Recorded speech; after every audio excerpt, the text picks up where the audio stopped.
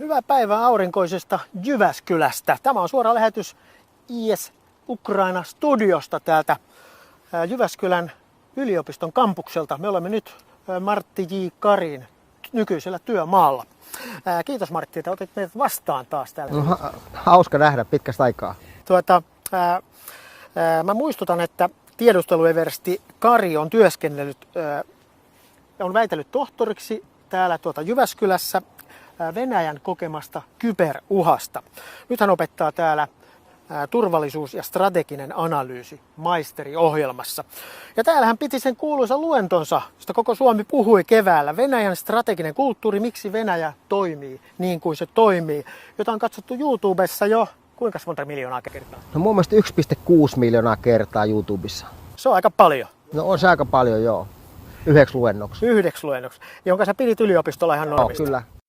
Okei, taas on pitkät esittelyt tarpeen, joten mennäänpä asiaan, sillä meillä on monta teemaa käsiteltävänä tässä 45 minuuttia pitkässä Ukraina-istunnossamme. Venäjän hyökkäyssota on kestänyt 90 päivää liikaa. Monta niin sanottua kulminaatiopistettä on tullut ja mennyt, mutta yhä puhutaan Putinin henkilökohtaisista ongelmista ja Venäjän armeijan raakuuksista siviilejä kohtaan. Me käsittelemme tässä myös Ukrainan saamaa uuden ase- ja tiedusteluavun merkitystä sekä kuinka Venäjä lopulta reagoi Suomen NATO-hakemukseen. Entä miten suhtautua Turkkiin, joka heittäytyi hankalaksi NATO-peluriksi? Nämä meillä on esillä tänään. Ja muistutan vielä, että tallenne tästä lähetyksestä, tästä keskustelusta on nähtävissä myöhemmin tänään is.fiin kanavalla. Hyvä aloittaa Ukraina-studio tämän hullun sodan dynamolla, eli Vladimir Putinilla. Läntisten tiedustelutietojen mukaan Venäjän itsevaltias on alkanut mikromanagerata pienempiäkin sotilasoperaatioita. Hän tunkeutuu Everstien työmaalle. Mitä tämä tarkoittaa ja mihin tämä voi johtaa? No se kuulostaa aika huolestuttavalta, kun miettii, että Everstit on kuitenkin se porukka, joka johtaa oikeasti sotaa aika pitkälle. Venäjän sana Palkovnik tarkoittaa rykmentin komentajaa, eli just se porras, joka operoi, niin sitä johtaa Everstit. Kenraalit on siellä ylempänä sitten, mutta se, että jos hän tunkeutuu nimenomaan tänne Everstien kenraalien tontille ilman mitään sotilaskoulutusta, ilman yleisesikuntaupseerikoulutusta, niin sehän kuulostaa tosi huolestuttavalta.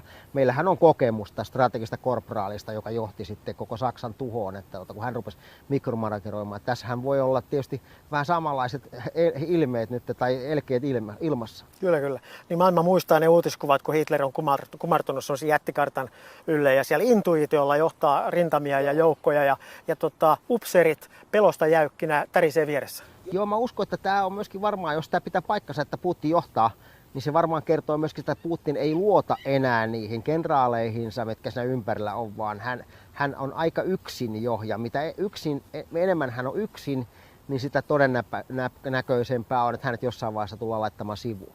Kyllä, ja sehän tarkoittaa sitä, tai tarkoitatko sinä sitä, että upseerit eivät uskalla olla eri mieltä hänen strategisten Kyllä.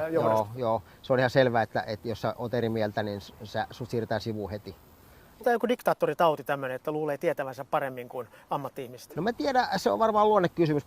Trump on tiedustelutietoa muun muassa niin kuin ämpärikaupalla ja hän itse näki paremmin, miten asiat. Hän sanoi muun muassa, että hän luottaa Putinin enemmän kuin omaan tiedusteluunsa. Eli se on niin kuin varmaan luonnekysymys. Mutta varmaan liittyy myöskin tähän diktatuuriasioihin sitten. Mutta onhan Putinilla Everstin luutnantin jämät, mutta ei armeijasta, vaan vakooja-organisaatiosta. Niin, se on turvallisuuspalvelu, KGB:n Everstin luutnantti ymmärtääkseni. Että hänellä ei varmasti voi olla tietoa, miten tuommoiset komppaniat operoivat. Ei, hän on varmaan tietoa, miten informaatiosotaa käydään, miten informaatiosotaa käydään, miten agentti rekrytoidaan ja niin edelleen. Hän osaa varmaan sen tosi hyvin, mutta siis tämmöinen niin kuin asevoimien käyttö, sitä ei KGB:ssä opeteta harjoitellaan. Minkälaiset Putinin välit on aikaisemmin ollut sotilaisiin, kenraaleihin? Aika hyvät. Silloin kun Putinista tuli pääministeri jo, niin hän lensi Tšetšeniin ja palkitsi siellä tikareilla niitä taistelussa kunnostautuneita upseereita. Niin ja sitten mitä mä oon itse vieraillut siellä venäläisessä varuskunnissa vielä, kun olin palveluksessa, niin siellä oli joka paikassa Putinin kuva. Ihan niin kuin ennen vanha oli Stalinin kuva joka paikassa. Nyt oli Putinin kuva niin kuin kunniapaikallaan niiden upseereiden työhuoneessa sun muuta. Eli upseeristo niin kuin katsoo, että Putin on kyllä niin kuin nostanut sen Venäjän sieltä polviltaan, missä se oli Jeltsinin aikana ja Jeltsinin jälkeen. Et Putin on niin kuin antanut asevoimille rahaa ja luonut niin kuin tavallaan sitä mainetta. Tähän asti upseeristo on kyllä sekä ihailu että ollut lojaali Putinille. Kyllä. Mutta nyt näyttää kyynärpäät heiluneen sen verran korkealla, että hän... Niin, en tiedä siitä, että mitä tässä tapahtuu. Varmaan sanotaan syksyllä me ollaan paljon viisaampia. Kyllä. Pakko nostaa pöydälle tämän kevään kestokysymys, eli Putinin terveys. Sitähän me emme voi tietää, mutta me voidaan spekuloida ja ihmetellä sitä, kuinka paljon tällä asialla on todella, tätä on jauhettu, kuinka paljon tällä asialla on spekuloitu koko maailman mediassa. Martti J. Kari, koska näitä sairaushuhuja koko ajan levitellään, niin voisiko siellä Putinin lähipiirissä olla vakoja tai jotain muita heikkoja lenkkejä, jotka levittää tällaisia väitteitä? Siis yksi mahdollisuus on se, että joku levittää niitä juttuja tahallaan. Siis KGB-edeltäjässä, tuossa GPUssa perustettiin jo tämmöinen, tai Tsekassa oikeastaan perustettiin 23, siis 1923, 100 vuotta sitten tämmöinen disinformaatiotoimisto, jonka tehtävänä oli valheella sekoittaa niin kuin länttä. Että tämä voi olla ihan, ja sitten se on ollut KGBn normaalia informaatio-operaatio ja FSBn SVR normaalita informaatio-operaatioita on se, että tavallaan valheella sekoitetaan länttä. Tämä voi olla ihan pelkästään sitä, tai sitten tämä voi olla sitä, että siellä todellakin on joku siellä lähipiirissä, joka haluaa vuotaa asioita. Voi olla, että Yhdysvaltaista on onnistunut rekrytoimaan sieltä mahdollisimman läheltä huippua joku agentti, ja se on yhä helpompaa, kun näyttää siltä, että tuo Venäjän laiva alkaa uppoamaan, sanotaan rotat jättävät uppoavan laivan, niin hyvinkin voi olla, että sieltä löytyy aika korkealtakin ihminen, joka haluaa vaihtaa puolta ja joka sitten vuotaa näitä tietoja julkisuuteen. Mutta outoa on se siis, että mä oon kuullut ainakin 3 eri sairautta. Mä oon kuullut kilpirauhassyöpä, verisyöpä ja Parkinson. Että ei varmaan kaikki voi pitää paikkansa, tai sitten miehellä on tosi huono tuuri. Mutta sitten mulla on yksi kaveri, joka tuntee Parkinsonin taudin oireet hyvin, niin hän oli sitä mieltä, että se voi olla Parkinson, nimenomaan kun hän näki, miten Putin kävelee, miten Putin se toinen käsi roikkuu ja niin edelleen. Mutta sä et voi koskaan olla näistä varma. Ei missään nimessä. Onko tarkoititko tuolla äskeisellä vähän sitä, että ei olekaan niin poikkeuksellista, että koko ajan on käynnissä kauhean niin kuin huhumyrsky sotaa maan Joo, siis se desinformaatiotoimisto, sitten se oli KGB:n aikana aktiiviset toimenpiteet, aktiivinen meropiraattia, niin niiden tehtävä oli nimenomaan niin kuin työntää koko ajan huhuja länteen. AIDS on Yhdysvaltojen laboratoriosta karannut sotilasvirus, ja niin koko ajan työnnetään tuonne informaatioympäristöön tavaraa, joka on osin totta, osa on ihan valhetta, osa on osin totta ja osa on totta. Et se on hyvin haastavaa seurata sitä, etenkin kun me ei päästä lähelle katsomaan, että mitä siihen oikeasti tapahtuu. Mikä on Putinin realistinen tämmöinen julkinen status quo nyt, että esiintyykö Venäjän presidentti kansalleen tällä hetkellä vähemmän kun se esiintyi kansalleen ennen sotaa? Onko hän niin kuin kadonnut julkisuudesta? Mun mielestä hän katosi oikeastaan silloin, kun korona alkoi. Hänhän silloin jo niin kuin tavallaan katosi, ja joku tiesi kertoa, että tämä Kremlin työhuoneen malli, siis se malli, missä hän työskentelee, niin oli rakennettu myöskin sit sinne etelään sinne kesämökille tai dachalle. Että hän työskenteli aika paljon siellä ja eristäytyi nimenomaan. Ja sitten hänen luokseen piti kun oltiin menossa, niin 2 viikon karanteeni ennen kuin pääsi hänen luokseen. En tiedä pitääkö paikkansa, mutta joka tapauksessa vaikuttaa siltä, että kun korona alkoi, niin Putin oli aika koronakammoinen ja hän silloin jo eristäytyi. Ja nyt se eristäytyminen ikään kuin jatkuu tässä. Eli tavallaan se ei ole semmoinen kuuma peruna Venäjällä tällä hetkellä, että Putinin katoaminen, jos se on jatkunut jo pitemmän. En mä usko. Mielenkiintoista. voitonpäivän paraatissa Putin oli kuitenkin aika hyvässä tikissä. No niin ulkoisesti. Näytti vähän samanlaiselta kuin hän on ollut parikin vuotta. Ootko sitä mieltä, että tämmöinen hänen sairaudellaan spekulointi saisi jäädä vähemmälle? No ettei me mentäisi tavallaan se disinformaation lanka. Eihän sillä oikeastaan mitään merkitystä. Jos hän on sairas ja hänet siirretään syrjään tai hänelle käy sairauden vuoksi jotain, niin ei se tarkoita sitä, että siellä joku demokraatti, liberaali astuu yhtäkkiä valtaan, vaan sehän jatkuu toi kleptokratinen autoritarismi jatkuu edelleen, että siinä vaan vaihtuu äijän nimi, mutta ei se sotaa lopeta eikä Venäjää pelasta. Tähän tavallaan toiveikas ajattelu on niin kuin rakentaa ihan toista toivekuvaa, mutta sä oot sitä mieltä, että siitä ei niin kuin hyvä seuraus kuitenkin. No ei, koska eihän se koskaan ole tapahtunut mitään hyvää. Siis sillä tavalla, että kun miettii, että sen jälkeen kun ne pääsi Mongoleista eroon, se on ollut aina autokratinen johto. Ja kun se on johtoon vaihdettu, niin se on tyypillisesti se on käynyt niin, että se on joko kuollut se hallitsija tai sitten joku tämmöinen troikka on napannut sen vallan, jolla on riittävästi turvallisuuspalvelun tai asevoimien vastaavan tukea. Ja sitten kun se valta on saatu sille troikalle, se troikka on selvittänyt välinsä keskenään vielä. Mutta ei se troikka mistään demokratiaporukasta tule. Okei, mutta kuitataan vielä eilen julkaistu Ukrainan tiedustelun väite, että Putiniin kohdistui epäonnistunut salamurhahanke maaliskuussa. Kuinka sä suhtaudut tällaisen tietoon? No, mun mielestä Putin on sanonut, että häntä on varmaan 10 kertaa yritetty murhata. Että siinä ei ole mitään uutta. Olisi kiva vaan tietää, ketkä sen toteutti sen salamurhahankkeen. Yritettiin Selenskinkin tappaa heti tuossa sodan alussa. Et se on varmaan kuuluu vähän niin kuin tuohon ammattikuvaan se, että on salamurhaajien uhrina, joutuu olemaan salamurhaajien uhrina silloin tällöin.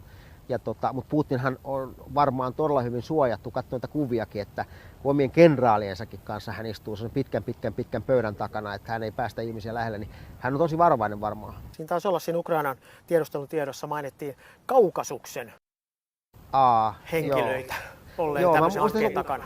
Soittaako mitään kelloja? No joo, tietysti Kaukasus, nehän aina vähän kapinoi. Siellähän on 2 porukkaa. On siis tämä Putinin puolesta taisteleva porukka ja sitten on nämä kapinalliset, jotka taistelee niin kuin sen Kaukasuksen itsenäisyyden puolesta. Että voihan olla, että salamurhauhka tuli sieltä. Mä muistan, kun hän oli täällä Suomessa, niin panin vaan merkille, että kun hän meni puhujapönttöön ja se oli vesilasi. Ennen kuin hän rupesi puhumaan, niin sieltä sivusta tuli yksi mies, maistoi vesilasesta ja häipyi. Kyllähän hän niin kuin aika tarkkaan varmaan vahtii sitä, että hän ei joudu salamurhan uhriksi. Kuittaisi vielä aina puhutaan näitä palatsivallan kaappaushuhut. Mikä on tämän hetken tilanne sun mielestä? No tällä hetkellähän se on aika rauhallista, joo. Yhdessä vaiheessa puhuttiin, siis Šoigustaan puhuttiin joskus kuukausi sitten. Ei tapahtunut mitään. Nyt puhutaan, että jos Putin joutuu leikkaukseen, niin Patrushev ottaa vallan sun muuta. Antaako hän vallan takaisin?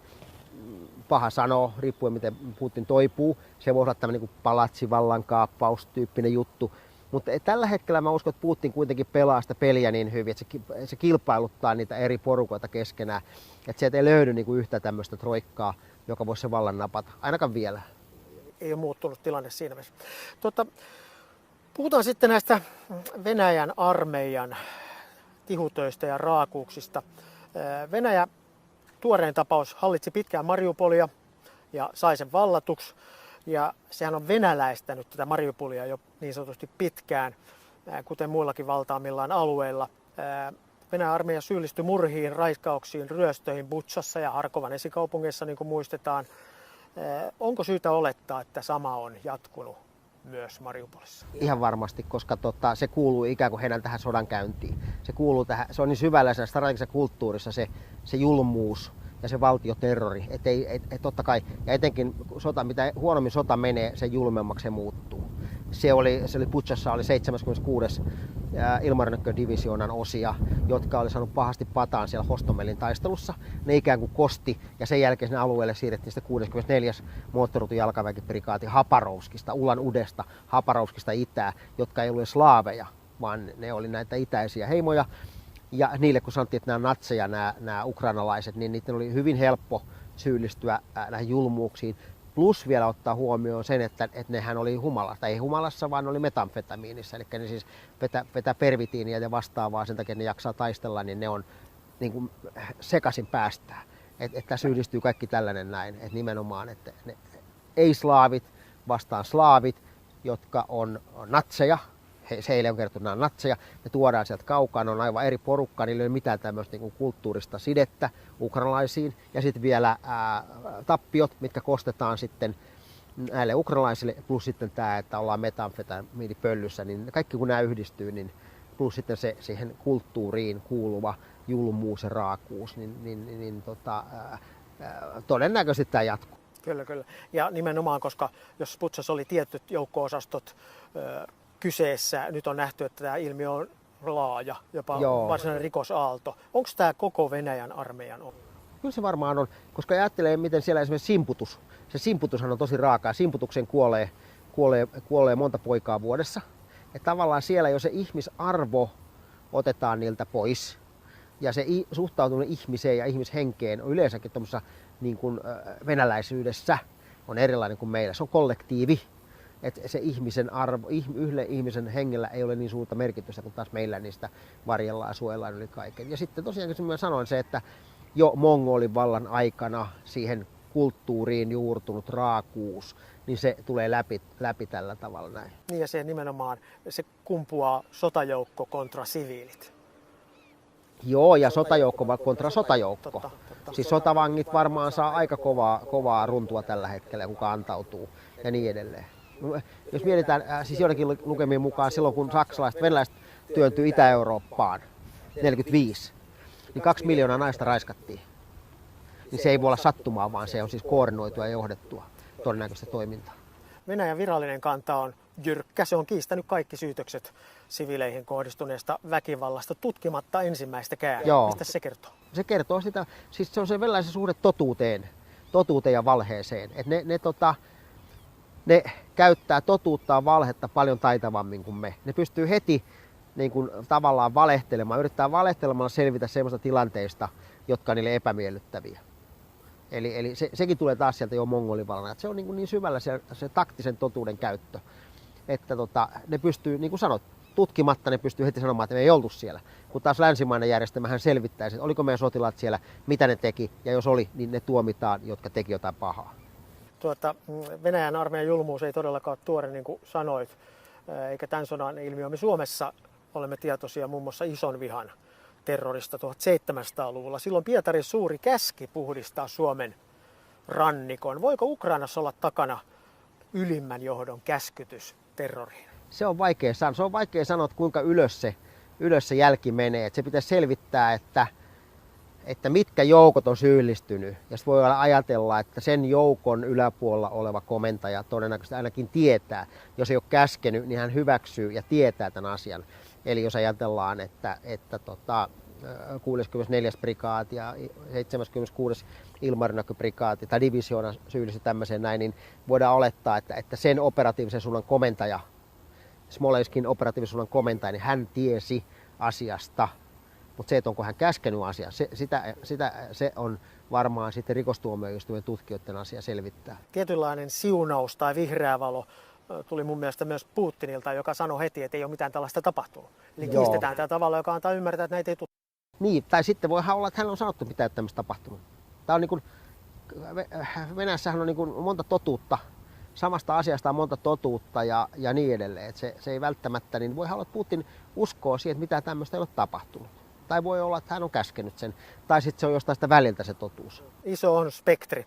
Mutta kuitenkin Ukrainan sodan ensimmäinen sotarikosoikeudenkäynnin tuomio julistettiin eilen, kun 21-vuotias venäläissotilas sai elinkautistuomion 62-vuotiaan siviilimiehen tappamisesta. Mikä merkitys tällä tuomiolla mielestäsi on? Se on hyvä esimerkki. Se on esimerkki siitä, että kansainvälinen rikostuomioistuin, toi rikostuomiojärjestelmä toimii. Sehän tuomittiin Kiovan tuomioistuimessa, ei rikostuomioistuimessa vielä. Mutta se tavallaan osoittaa sitä, että on jonkinnäköinen sanktiojärjestelmä niille, jotka rikkoo Geneven sopimuksia.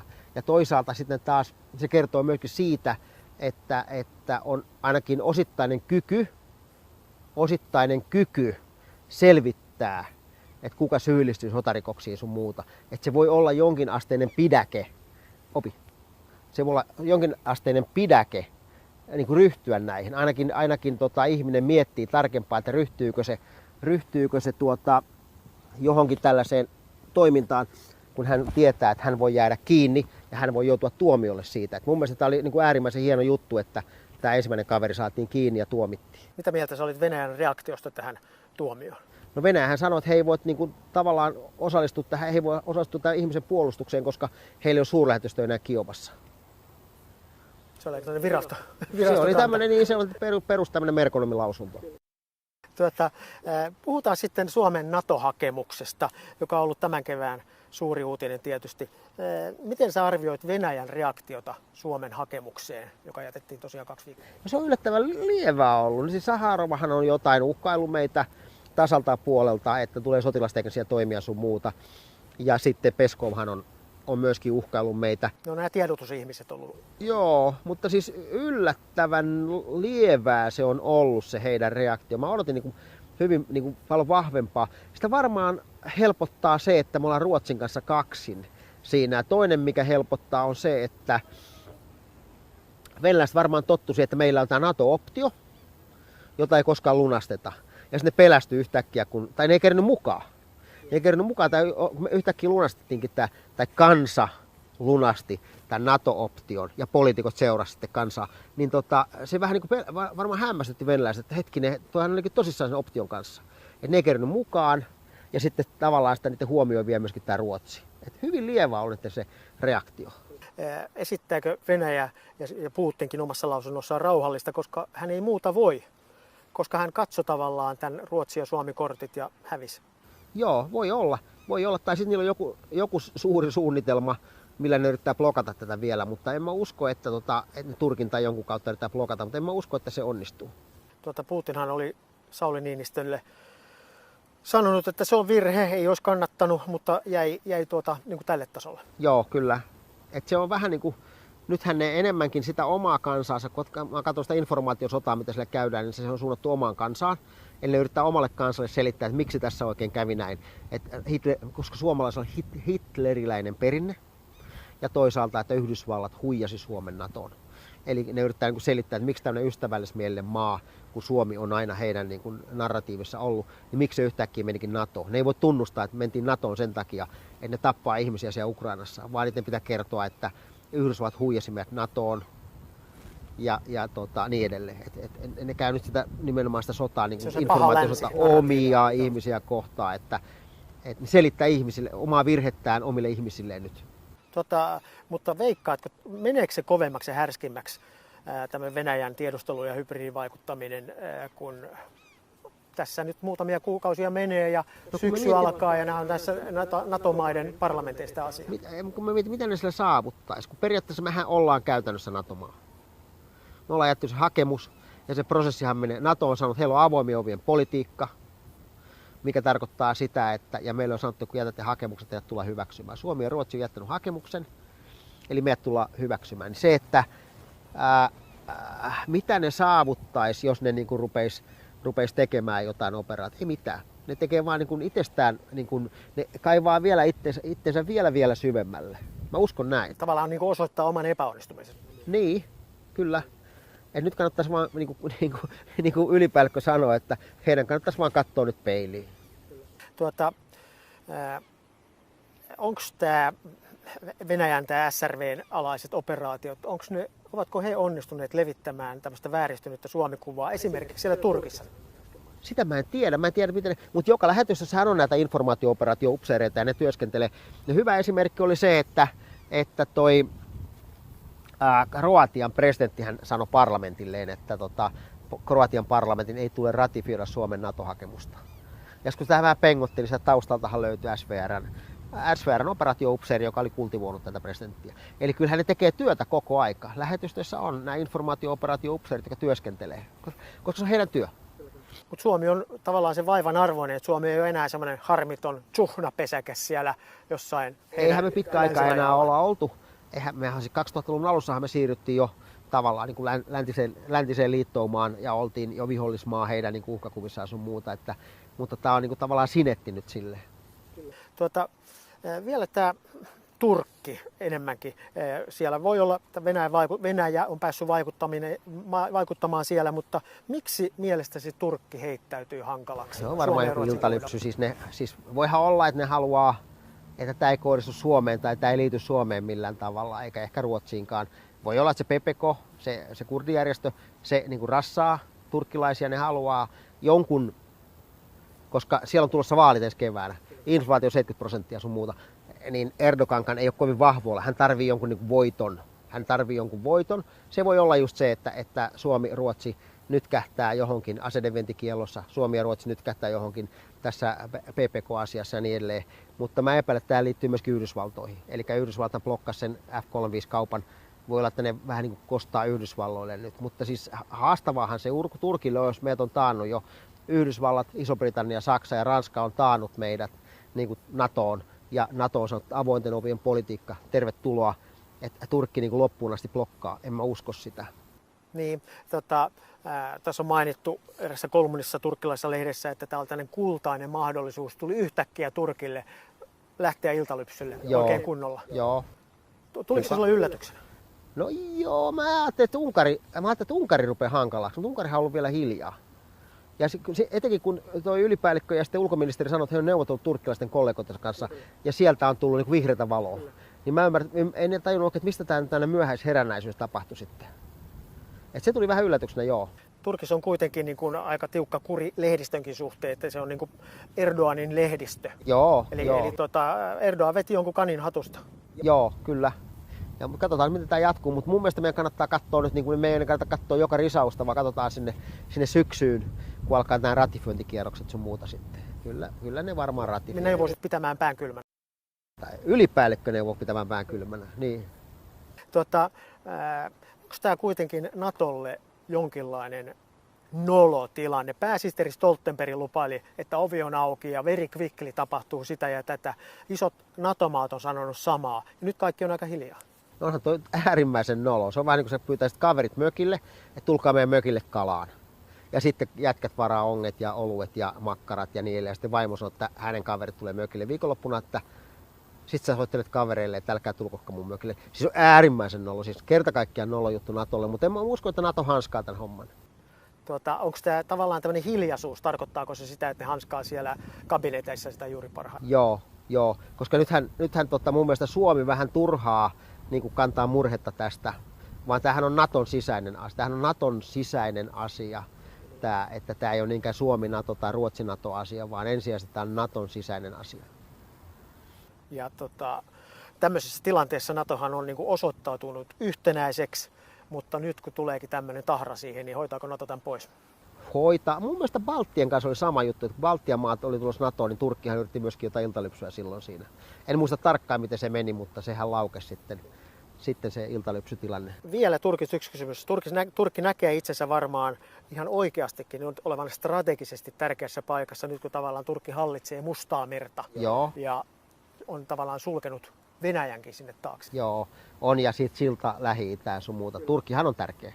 Se on, USA tietää sen. Joo, miettii kaikki, siis miten se on siellä, miten se rajoittuu sinne Kaukasukseen, mikä on siis Venäjän yksi tämmöinen hotspotti, tämä Kaukasuksen alue, miten se Georgia, Kaukasus sun muuta, niin Turkki rajoittuu sinne. Turkkilaiset tuntee niin kuin niiden ihmisten mentaliteetin. Turkki tarjoaa lentotukikohtia. Turkki sulkee Bosforin salmen Mustalle merelle liikkeen ja niin edelleen. Turkki on aika iso, sen maavoimat on todella iso ja niin edelleen. Ja niin edelleen. Että kyllähän Turkki niin kuin tärkeä on Natolle. Ja haluaa F-35-ohjelman takaisin. No ilmeisesti joo. Näin on, että se voi olla yksi syy, minkä takia ne rimpuilee nyt tässä näin. Kyllä. Mennään toiseen asiaan. USA:n tiedustelu- ja aseapuun ja lännen aseapuun. Ukrainahan saa valtavasti tällaista apua koko länsileiriltä.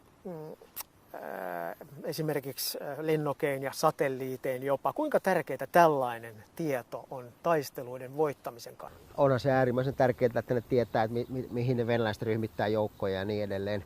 Ja kun miettii, että mikä keräyskapasiteetti Yhdysvalloilla on, niin eihän kukaan pysty semmoisen samanlaisen keräykseen kuin Yhdysvallat. Että siellä ei varmaan taisteluosastoa suurempi tai pienempi suurempi osasto liiku niin, että ei tiedetä tarkkaa, että mistä se joukko on, minne se on menossa, kuka sen komentaja on ja mikä sen tehtävä on. Että kyllähän nyt varmaan aika tarkkaan tietää ne venäläisten liikkeet. Onko se konkretian tasolla ihan sellaista, että ne antavat koordinaatteja Ukrainan tykistölle Venäjän joukkojen avainkohdissa? No mä epäilen enemmänkin, että se on tämmöistä niin kuin isomman tämmöisen strategisen ja operatiivisen tason tietoa, että siltä ja siltä alueelta siirretään joukkoja sinne ja ne todennäköisesti tulee hyökkäämään tähän ja tähän suuntaan sun muuta. Sitten jos ajatellaan ihan tätä niin kuin tämmöistä taktista tulejohtoa, niin se on kyllä aika pitkälle ukrainalaisten oma asia, eli lennokeilla etsitään niitä, tai sitten ukrainalaisilla on oma signaalitiedusteluporukka, jonka tehtävä on etsiä nimenomaan näitä komentajia radioliikenteestä, jonka mukaan ammutaan sitten. Et se on enemmänkin niin kuin tämmöistä,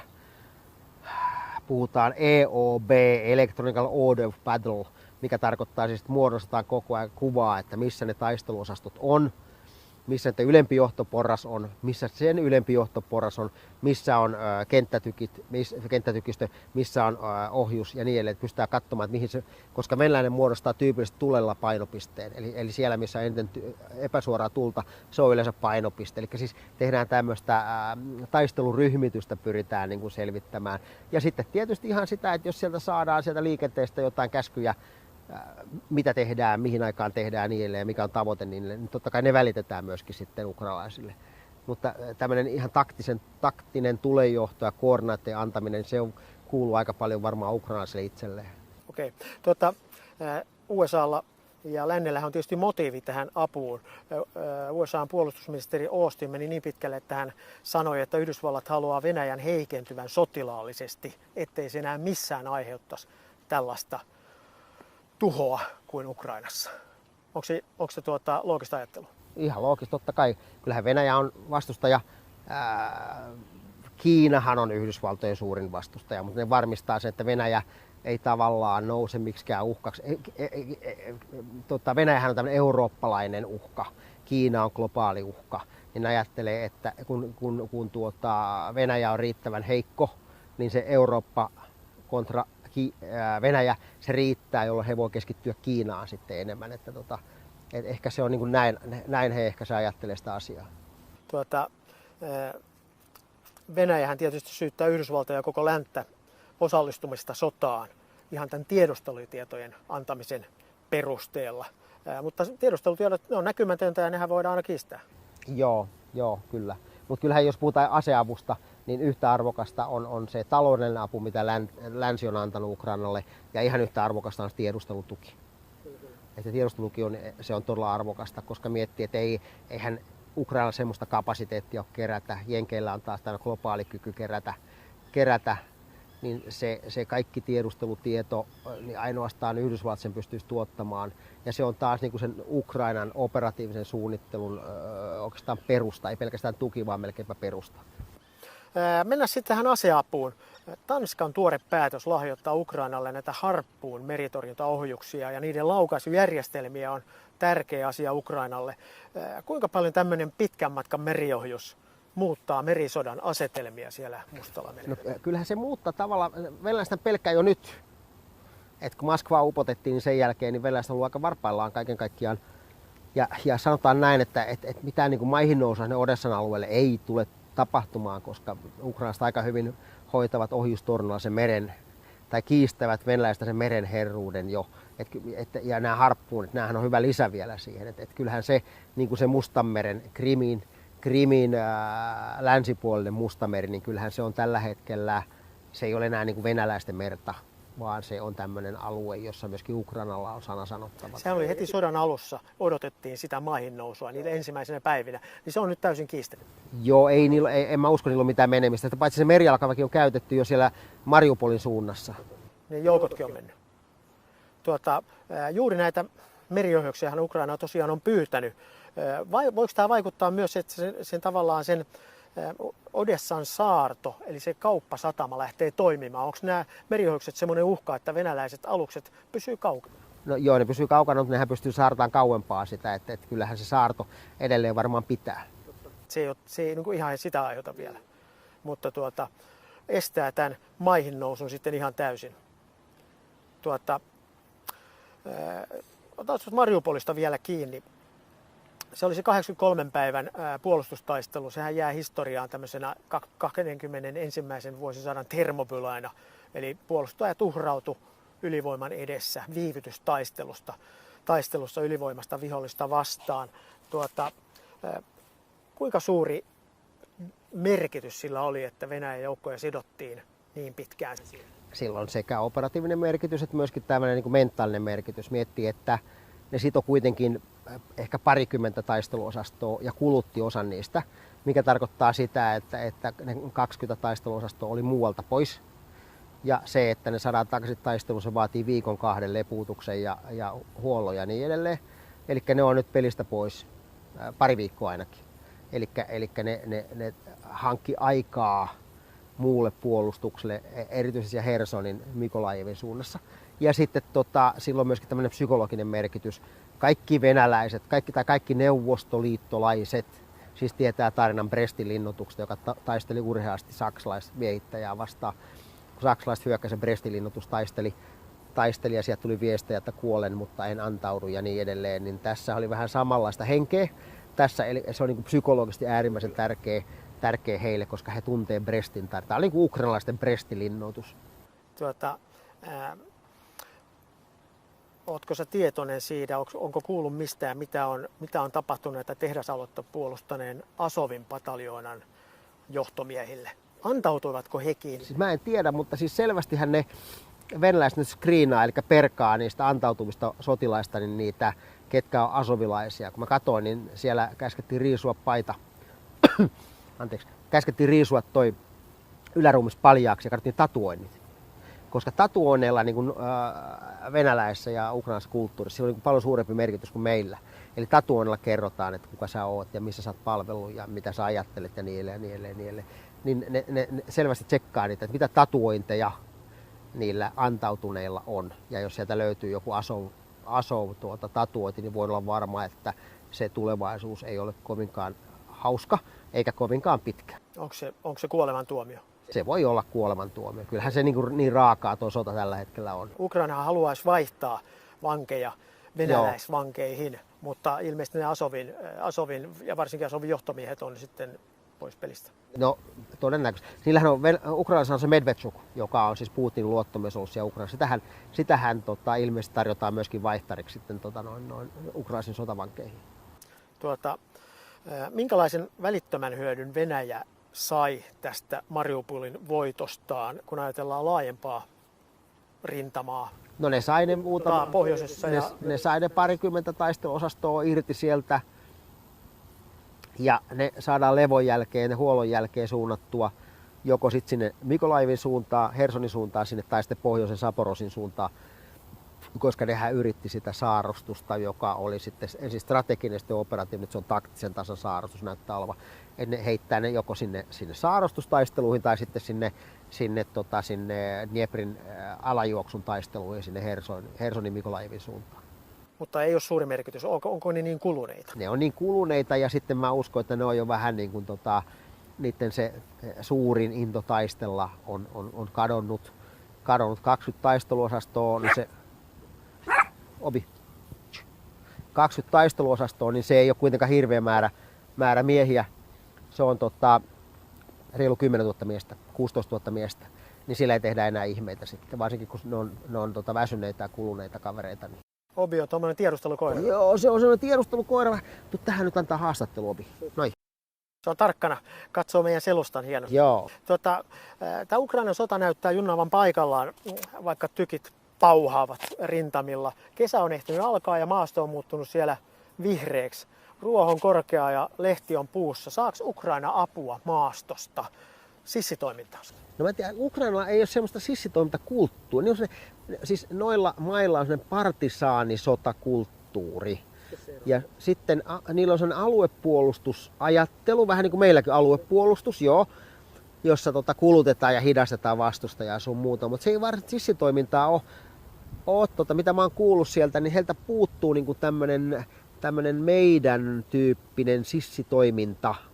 Eli että tiedustellaan ja isketään ja tuhotaan ja katkotaan. Jotain ratoja siellä on lyöty poikki sun muuta, mutta niin kuin tavallaan heidän kulttuuriin ei kuulu kuulu, tai sodankäyntiin ei kuulu sellainen sissitoiminta kuin meillä. Sä oot itse peruskoulutukseltas erikoismies, laskuvarjosotilas. Kuinka Venäjän maahanlaskujoukot, tuleeko niille etua tästä kesästä ja peitteistä? No, Venäjän maahanlaskujoukot, nehän on erilaisia kuin Suomen. Siis Uutissahan koulutetaan miehiä kaukopartiotehtäviin. Ja taas venäläiset maahanlaskujoukot on tämmöisiä niin kuin, siivekästä jalkaväkeä, niin kuin sanoin itsekin Krilattaja-piehota, eli siivekäs jalkaväki. Että ne pudotetaan, niillä on PMD-vaunut mukana ja niillä on tykistöt mukana sun muuta. Eli niin siis ne on tämmöistä siivekästä jalkaväkeä, joka pudotetaan sinne 30-50 kilometrin päähän selustaa ja ne pitää sen kylän tai sen risteyksen tai silta-alueen niin kauan kuin sitten maajoukot tulee sieltä, panssarijoukot tulee sinne ja ottaa se alue haltuun. Kun taas Suomessa laskuvarjojääkärit toimii pienenä partioina ja tiedustelee ja tuhoaa ja niin edelleen. Mutta venäläiset erikoisjoukot on hyvin lähellä niin kuin sitä taas, mitä meidän laskuvarjojääkärit tekee. Että ne toimii selustassa. Joo, kyllä. Ne tiedustelee ja tuhoaa. Muuttuuko se, kun me nähtiin niitä keväällä, tai sanotaan lopputalvella niitä sotakuvia, niin oli mutaiset pellot ja siellä ei tapahtunut oikein mitään. Miehet meni uraa pitkin, telaketjuajoneuvot meni uraa pitkin. Onko tämä sodan luonne muuttumassa? No nythän siellä pellot on kuivat, että periaatteessa hän pystyisi hyökkäämään niin kuin se taisteluosastotaktiikka edellyttäisi. Eli että ne vaunut avoriviin keulille ja sitten panssarijääkärit vaunussaan perässä ja sen jälkeen sitten kun kohdataan viholle, ne ammutaan ensin ja sen jälkeen sitten jalkaväki jalkautuu ja koukkaa ja vaunut tulittaa tulitukea ja niin edelleen. Ja nythän ne pystyisi tekemään sitä, mutta nythän se on juuttunut tavallaan se sota siellä aika taktiseksi siellä idässä. Ja nehän on siinä, se Iziumin alueellakin ne on nyyhännyt oikeastaan jo 2-3 viikkoa saamatta mitään ratkaisua kumpikaan puoliaikaiseksi. Onko venäläiset oppimassa paremmin tämän panssariaseen käytön? Ne on varmaan molemmat oppimassa paremmin, että ne oppii varmaan molemmat koko ajan toisiltaan ja itseltään, että miten tätä sotaa pitäisi käydä. Mutta kuitenkin, voiko sanoa, että kuinka pahasti Venäjän panssarimiesten henkinen kantti ja moraali on syöty? No onhan panssarit on tuhottu niin paljon. No onhan se, kun se panssari on kuitenkin ollut yksi niistä niin kuin näistä maavoimien selkäranka-aselajeista. Ja niitä panssareita on tuhottu tosi paljon, niin kyllähän se syö, ja parhaat panssarit on lähes tuhottu, niin kyllähän se niin kuin vaikuttaa siihen psyykkeeseen, se on ihan selvä. Mitä tarkoitat, parhaat panssarit on tuhottu? No, kyllähän siellä on esimerkiksi nämä uusimmat panssarivaunut, mitä sinne on viety, niin niitähän on tuhottu aika paljon. Tämä Javelinhan oli aivan loistava lahjoitus länneltä. Javelinhan on todella hyvin niin kuin, tuhonnut niitä panssarivaunuja. Onko kummat on tässä sodassa niskan päällä? Panssaritorjuntamiehet uusine aseineen, lennokeineen vai panssarijoukot? No se on vaikea sanoa. Sanotaan niin sellaisia isoja johtopäätöksiä on niin kuin turha tehdä vielä, koska tämä sota on käynnissä. Ja sitten kun me ei tiedetä ihan tarkkaan, että mitä siellä tapahtuu. Me nähdään vain kuvia siitä, kun Bayraktar tuhoaa panssarivaunun tai Javelin tuhoaa panssarivaunun. Me ei tiedetä, että montako Javelinia ammutaan, jotta saadaan yksi panssarivaunu tuhottua. Tai montako Bayraktar-operaatio tarvitaan. Koska eihän me nähdä sellaisia videoita, missä Bayraktar ampuu ohi. Ei uhraa semmoisia näytä. Tämä on hyvin niin kuin haastava kaiken kaikkiaan tehdä mitä arvio vielä tässä vaiheessa. Mutta varmaan niin sanoisin, että kyllähän se lennokki on yllättävän hyvä vehje myöskin tuossa panssaritorjunnassa. Ne käyttää vanhoja panssaritorjuntakranaatteja, ne innovoi. Ne käyttää vanhoja, siis 30 vuotta vanhoja panssaritorjuntakranaatteja, mitä laittaa droneihin kiinni ja tiputtaa niitä sitten sinne katoon. Joo, ne ukrainalaiset innovoi kyllä hienosti. Koska sehän on kallista hommaa, varsinkin sitten nämä kertakäyttöiset lennokit. Tuhota yksi semmoinen, kun panna tuonne droni ilmaan, joka pudottaa, niin kuin sanoit, vanha-aikaisia pommeja. Sota on kallista. Sota maksaa paljon rahaa ja paljon ihmishenkiä, se on totta. Mainitsit nämä Bayraktarit ja dronit. Sä oot ihan oikeassa. Kerro tästä vielä viimeiseksi tästä tiedotussodasta. Tuhotaanko tankkeja, venäläistankkeja kuitenkin enemmän maasta käsin, ihan tavallisiin panssariasein? Vai näiden upeiden videoiden? Toi on ongelma, kun me ei tiedetä. Me tiedetään tasan se, mitä Ukrainassa haluaa meille kertoa. Et me ei todellakaan tiedetä. Ja ne tappioluvutkin, mitä me kuullaan, niin mä en usko niihin tappiolukuihin 100%. Niitä on varmaan niin kuin vähän laitettu lisää siihen. Että se tappioluvut on varmaan 2/3 siitä, mitä Ukrainasta ilmoittaa. Siis tämä on mun oma arvio. Sanois vielä lopuksi, Martti Kari, onko tässä sodassa nyt jääty pattitilanteeseen? Onko kummallakaan osapuolella intressiä jäädyttää? Tällä hetkellähän näyttää siltä, että Ukraina pyrkii käynnistämään operatiivisia vastahyökkäyksiä. Tällä hetkellä vastahyökkäykset on niin taktisen tason vastahyökkäyksiä, mutta molempien puolen voima kuluu. Ukraina saa aseita lännestä jatkuvasti. Jos Venäjä ei perusta lisää joukkoja, jos Venäjä ei perusta lisää joukkoja, niin Venäjän voima ehtyy. Sanotaan, että tämä kesä-heinäkuu on se aikaikkuna, jolloin me nähdään, että kumman puolelle tämä sota niin kuin kääntyy loppujen lopuksi. Heti kun päästään syksyyn, niin me tiedetään, että onko molemmat osapuolet valmiita siihen rauhaan vai ei. Hyvä. Kiitos taas tohtori ja tiedusteluversisti Martti J. Kari tästä oppitunnista täällä Jyväskylän yliopistolla. Ja obikoira. Ja obikoira. Kiitos. Tiedustelukoira. Hyvä, kiitos.